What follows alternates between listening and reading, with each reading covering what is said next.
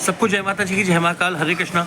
दोस्तों, कई बार हमारे मैसेज बॉक्स में इस तरह के सवाल आते हैं जिनके बारे में उल्लेख करना वीडियो में ज़रूरी हो जाता है। जैसे कुछ लोग हैं, जैसे कई बार होता है, इनफैक्ट कई लोग हैं जो अपना दुख बताते हैं कि ऐसा ऐसा हो रहा है हमारे साथ, ये हो रहा है, वो हो रहा है। कई लोग हैं जिनके घर में डेथ हो जाती है तो वो मैसेज बॉक्स में लिखकर हमारे साथ शेयर करते हैं। कई लोग होते हैं जिनके बिजनेस नहीं चलते तो वो बेचारे अपने साथ शेयर करते हैं। कई लोग ऐसे हो जिनके जीवन साथी बीमार होते हैं बेचारे, तो वो शेयर करते हैं, बड़ा कुछ शेयर करते हैं। तो लेकिन मैं आज इस पॉइंट पर डिस्कस करना चाहता हूँ।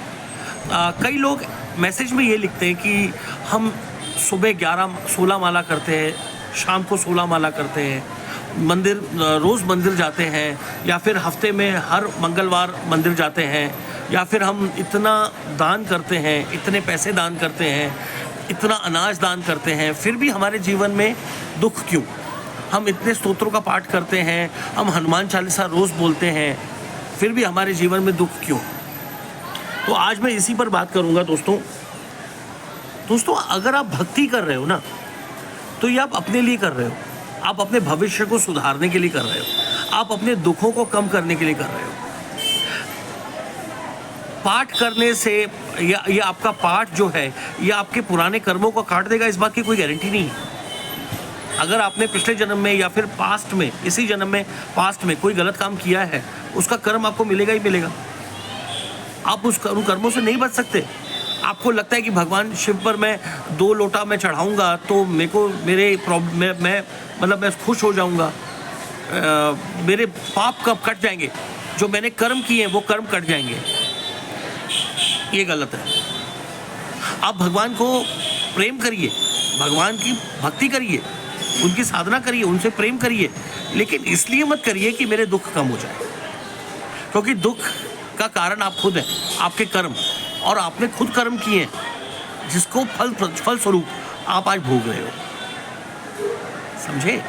और भगवत गीता में कृष्ण भगवान ने खुद कहा है, ना मैं किसी के पापों को स्वीकार करता हूँ, ना मैं किसी के पुण्यों को स्वीकार करता हूँ। ना मैं किसी के पापों को ग्रहण करता हूँ, ना मैं किसी के पुण्यों को ग्रहण करता हूँ। मतलब मैं किसी के पाप खाता नहीं हूँ, ना किसी के पुण्यों को खाता हूँ। अगर कोई जीवात्मा कर्म करती है उसको फल भोगना पड़ता है। समझे? तो आप भक्ति कर रहे हो, आप भगवान पे इल्ज़ाम लगा रहे हो कि नहीं भगवान ने अभी तक मेरे दुख क्यों नहीं काटे, ये गलत है। समझे? कर्म आपने किया है, आपको फल भुगतना पड़ेगा। हाँ, भगवान आपको मदद करते हैं ताकि आप बुरे समय से बाहर निकल सको। जल्दी से जल्दी आपके जो भी भोगना है वो भोग भाग के ख़त्म करो और आप अपना एक सुखी जीवन फिर से जी सको। जैसे माँ होती है ना, माँ, उसका बच्चा अगर गलत भी है, वो पापी भी है उसका बच्चा, अगर समझो कोई क्रिमिनल है, तो अगर पुलिस दरवाजे पे खड़ी है तो भी उसकी माँ उसको बचाने की कोशिश करेगी, ये जानते हुए भी कि इसने गलत किया है। तो दोस्तों, भगवान वो होते हैं, ये जानते हुए भी कि गलत किया है इसने, फिर भी उसे बचाने की कोशिश करेगी। समझे? तो कभी भी अपने किसी भी दुख का कारण भगवान को मत बताना कि नहीं भगवान तुम्हारे कारण हुआ है। नहीं, अगर आप आज दुख भोग रहे हो उसके कारण आप खुद हो, कोई और नहीं। सीधी सी बात है। अगर आप अपने आप को अगर आप कहते हो कि हम बड़े बड़े माइथोलॉजिकल कैरेक्टर्स से सीखते हैं, जैसे अर्जुन, भीष्म, पितामह और बड़े बड़े लोग हैं, उनसे हम सीखते हैं, हाँ, तो मुझे एक बात बताओ ना, मुझे किसी एक कैरेक्टर का नाम लेके बता दो कि वो भक्ति करते थे लेकिन वो कर्म नहीं करते थे। ऐसा कोई कैरेक्टर ही नहीं है जो भक्ति के साथ कर्म नहीं करता था। आपको पता है भीष्म पितामह का कर्म क्या था? वो हस्तिनापुर की बहुत बड़ी सेना के सेनापति थे और उनका बॉस, हम ऑफिस में होता है ना, एक बॉस अगर धमकी दे दे तो हम घबरा जाते हैं, है ना। कोई बॉस अगर अपने कलीग को कुछ डांट दे तो हम कहते हैं वाह कितना बुरा बॉस है ना।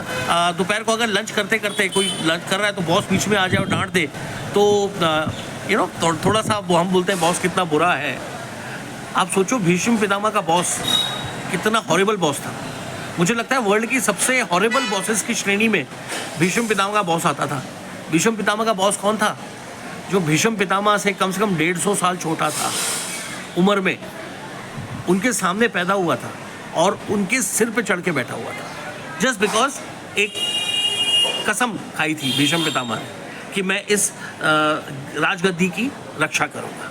उसके कारण जो उनके सामने पैदा हुआ बच्चा, जो एक्सपीरियंस में उनके पैर की धूल भी नहीं है, वो उनके कंधे पे चढ़ के बैठा हुआ था और वो सारे काम करवाता था जो भीष्म पितामह करना नहीं चाहते थे, ठीक है ना। और बार बार धमकी देता था कि काम करो, जो मैंने बोला काम करो, पांडवों को मारो, वरना पांडवों का नुकसान नहीं करोगे तो तुम्हें नौकरी से निकाल दूंगा, ठीक है। आप बताओ, जिसको इच्छा मृत्यु प्राप्त हो वो नौकरी के पीछे क्या भागेगा? जिसको इच्छा मृत्यु प्राप्त हो वो नौकरी के पीछे क्या भागेगा? वो इसलिए भागते थे, मेहनत करते थे कि भाई अगर मुझे दुर्योधन ने, जो मेरा बॉस है, दुर्योधन ने नौकरी से निकाल दिया तो पूरी दुनिया में मेरी जगहसाई होगी, आजू बाजू के राज्यों में मेरी जगहसाई होगी कि इसको सेनापति के पद से उतार दिया। और सबसे बड़ी बात, जगहसाई हो वो अलग बात है, लेकिन अगर वो सेनापति के पद से हट जाए तो वो अपनी जो उन्होंने प्रतिज्ञा ली थी उस प्रतिज्ञा को पूरा नहीं कर पाएंगे। एक आम इंसान बन के इतनी बड़ी प्रतिज्ञा पूरी नहीं की जा सकती थी। अगर आप चाहते हो कि मिलिट्री का हेड बनना चाहता हूँ तो आपको मेहनत करके मिलिट्री के हेड पे पोजीशन में बनना पड़ेगा। और वो सेनापति थे, सेना के सबसे बड़े पद पर थे। वो अगर एक पोजीशन भी नीचे आ जाते थे तो उनकी प्रतिज्ञा खतरे में पड़ जाती थी। तो वो पूरा जीवन ही प्रतिज्ञा को पूरा करने के लिए जिए। आप सोचो उनका किस लेवल का कर्म था। अर्जुन की बात करो, भगवान की भक्ति कर करके वो इतना निपुण हो चुका था कि एक इनाम के तौर पे साक्षात भगवान को अपने रथ पर पाया उसने। महाभारत जैसे महायुद्ध में उसने साक्षात भगवान को अपने रथ पे पाया। ये मानता हूँ मैं कि वो भक्ति था, उसके पीछे भक्ति कारण था। लेकिन उसका कर्म क्या था? उसका गांडीव धनुष। कर्मों में से छोटा सा एग्जाम्पल बताता हूँ। उसका गांडीव धनुष उसको मिला था, लेकिन उसको वार्निंग भी मिली थी, इसको कभी तू धरती पे नहीं रखेगा। गांडीव धनुष अर्जुन हमेशा अपने हाथ में रखता था। सोते हुए भी, कहते हैं सोते हुए भी गांडीव धनुष उसके हाथ में रहता था, क्योंकि कहा जाता था कि गांडीव धनुष इतना खतरनाक है कि अगर वो एक पल के लिए भी धरती पे रख दे तो उस जगह पर प्रलय आ जाएगी। वो गांडीव धनुष इतना खतरनाक था कि धरती पर अगर रख दिया जाए तो उस जगह पर प्रलय आ जाएगी। वो जगह गड्ढे में, वो अंदर कई फुट नीचे धंस जाएगा। इसलिए वो सोते वक्त भी गांडीव धनुष अपने हाथ में रखता था। मैं सबको बोलता हूँ, the power always comes with responsibility. शक्ति हमेशा जिम्मेदारी के भाव के साथ आती है। इसका ये सबसे बड़ा एग्जाम्पल है कि तुम्हें महाभारत जीतने की जो गारंटी दे रहा है जो गांडीव धनुष, उस धनुष को मेंटेन करने के लिए तुम्हें अपने जीवन की इतनी बड़ी मेहनत करनी पड़ रही है कि तुम खाना भी खाते हो तो एक हाथ से तुम खाना खाओगे, दूसरे हाथ से तुम गांडीव धनुष रखोगे। अगर तुम सो भी रहे हो तो भी तुम्हारे हाथ में होना चाहिए, तुम्हारे हाथ से छूटना नहीं चाहिए। कितनी बड़ी शक्ति और कितनी बड़ी जिम्मेदारी, ठीक है ना। तो दुनिया में ऐसा कोई भी कैरेक्टर नहीं है जो भक्ति के साथ जिसने अपने कर्म नहीं किए। आप कर्ण की बात करो, उसने भी भक्ति के साथ अपना कर्म किया था।